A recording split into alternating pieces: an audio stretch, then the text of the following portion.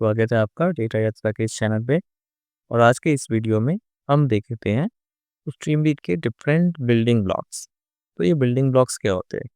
चलो स्ट्रीमलीड के डॉक्यूमेंटेशन पे आते हैं और यहाँ पे हम जाएंगे ये जो एपीआई रेफरेंस वाला सेक्शन है। और एपीआई रेफरेंस सेक्शन के अंदर ये जो आपको डिफरेंट पेज एलिमेंट्स मिलते हैं, तो यही है हमारा स्ट्रीमलीड का बिल्डिंग ब्लॉक्स। और इसे स्ट्रीमलीड के लैंग्वेज में विजेट्स एंड कंपोनेंट्स भी कहा जाता है। इसमें हमें जो सबसे इम्पोर्टेंट और सबसे पहला जो हम कंपोनेंट पढ़ते हैं वो है राइट कंपोनेंट। ये क्या होता है? S T dot write. Okay, so S T dot write कैसे हम यूज करेंगे, इसके लिए आते हैं हम अपने VS कोड पे और यहाँ पे हम अपना कोड लिखना स्टार्ट करते हैं। तो मैंने थोड़ा सा कोड पहले से भी लिख रखा है और इसे मैंने HT01 widgets component dot py file के अंदर लिखा है।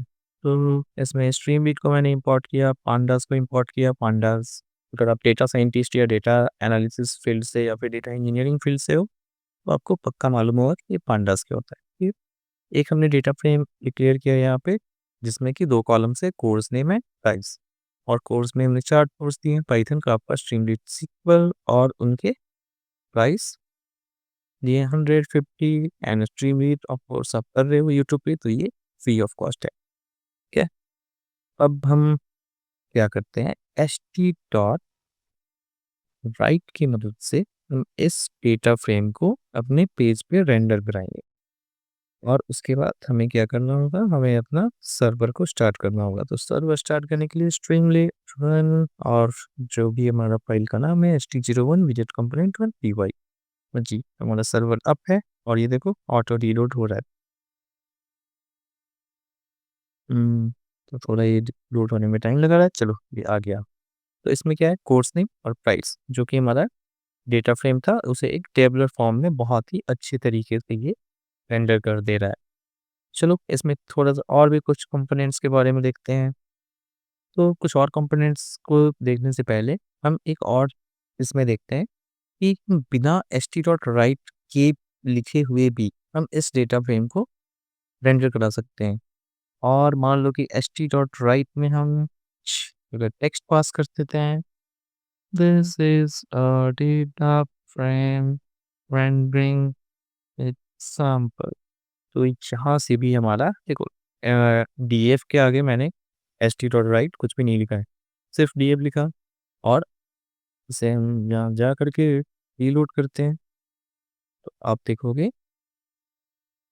हाँ जी, कि ये हमारा डेटा फ्रेम भी आ रहा है और उसके नीचे एच टी डॉट राइट में हम एक नॉर्मल टेक्स्ट को भी रेंडर कर दे रहे हैं। तो एच टी डॉट राइट इतना ही है। और अगर कुछ एडवांस इसमें आता है तो आप इसके डॉक्यूमेंटेशन में जा करके इसको कर लेना। ठीक है, नेक्स्ट जो हमारा इंपॉर्टेंट कंपोनेंट्स है वो है टेक्स्ट एलिमेंट।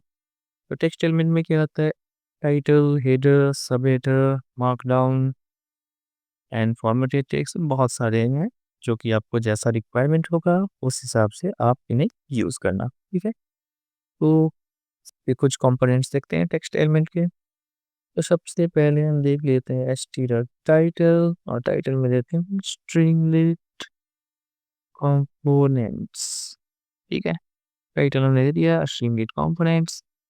और हेडर देखते हैं एच टी डॉट हेडर, ये डेटा फ्रेम राइट। ओके, अब हम अपने पेज पे आते हैं और पेज को रीलोड करते हैं तो आपको दिखेगा ये आपका एक टाइटल है और नीचे आपका एक हेडर सेक्शन बन गया है। इसके बाद यदि आप डॉक्यूमेंटेशन पे आओगे तो और भी बहुत सारे यहाँ पे टेक्स्ट एलिमेंट्स हैं जैसे कि सब हेडर हो गया, मार्कडाउन हो गया। हाँ जी, तो मार्कडाउन के बारे में मैं कहना चाहता हूँ, मार्कडाउन बहुत ही पावरफुल है। इसके अंदर आप HTML, CSS, जावास्क्रिप्ट सारा कुछ लिख सकते हो। तो इसका मैं एक बस एग्जांपल दिखा देता हूँ इसके नीचे। ये देखो ht डॉट मार्कडाउन का एग्जांपल है जो कि मार्कडाउन फाइल में जैसे हम लिखते हैं डॉट MD फाइल आपने देखा हो, उसमें जैसे हम वहाँ पे कोड चूज़ करते हैं जस्ट लाइक वो सारा कोड यहाँ पे दे दिए। और ये देखो इतना ही ब्यूटीफुल एक टेक्स्ट, फॉर्मेटेड टेक्स्ट हमें आउटपुट में आ रहा है। तो देखेंगे इसको किसी दूसरे लेक्चर में एच टी डॉट मार्कडाउन को। उसके बाद एक एच टी डॉट टेक्स्ट होता है जो कि आपको नॉर्मल टेक्स्ट का आउटपुट के लिए ये भी बहुत ही अच्छा एक कंपोनेंट है। चलो एक htdocs का एग्ज़ाम्पल देखते हैं या फिर इसे इनपुट विजेट्स के साथ देखते हैं। तो ये हो गया। अब नेक्स्ट जो हम देखेंगे इनपुट विजेट्स। इनपुट विजेट्स में क्या-क्या हो सकते हैं आपको? इनपुट बॉक्स हो सकता है जिसमें आप टेक्स्ट, नंबर ये सब इनपुट लोगे या फिर आप क्या कर सकते हो चेक बॉक्स हो सकता है, आपके पास सेलेक्ट बॉक्स हो सकता है या फिर रेडियो बटन्स हो सकते हैं और यहाँ पे डिफरेंट डिफरेंट टाइप्स के बहुत सारे इनपुट विजेट्स आपको मिले हुए हैं। तो जैसा भी आपको रिक्वायरमेंट हो और से आप वैसे यूज़ करना। तो हम 2-3 इनपुट विजेट्स का एग्ज़ाम्पल लेकर के यहाँ पे देख लेते हैं। सबसे पहले कमेंट कर देता हूँ इनपुट विजेट्स और यहाँ पे एचटी डॉट हेडर इनपुट विजेट एग्जाम्पल। ठीक है, एक हेडर दे दिया हमने। इसके नीचे हम लेते हैं HT dot text input. Text input element क्या करेगा हमारा टेक्स्ट का इनपुट लेगा। तो यहाँ पे देते हैं योर नेम। अब हम लेते हैं दूसरा कंपोनेंट जो कि हमारा नंबर इनपुट लेगा S T dot number input. तो नंबर इनपुट में हम दे देते हैं इंटर एच। ठीक है, और एक और कंपोनेंट लेते हैं H T dot select box. तो सेलेक्ट बॉक्स में लेते हैं choose your favourite programming language. Okay, और ऊपर से हम ये ऑप्शंस में डाल देते हैं choose your favourite programming language और ये 4 ऑप्शंस होंगे इस सिलेक्ट बॉक्स के। उसके बाद हम एक बटन भी लेते हैं एस टी डॉट बटन और इस बटन का नाम देते हैं सबमिट। अब हम अपने वेब पेज पे जाएंगे, वेब ब्राउज़र पे जाएंगे और यहाँ पे हम रीलोड करते हैं। हाँ जी, तो आप देख रहे हो एक हेडर आया इनपुट विजेट एग्जाम्पल। उसके बाद एक टेक्स्ट इनपुट, नंबर इनपुट और सेलेक्ट बॉक्स। सेलेक्ट बॉक्स में आप देख पाओगे यहाँ पे डिफरेंट डिफरेंट हमें ऑप्शंस मिल रहा है और एक सबमिट बटन भी है।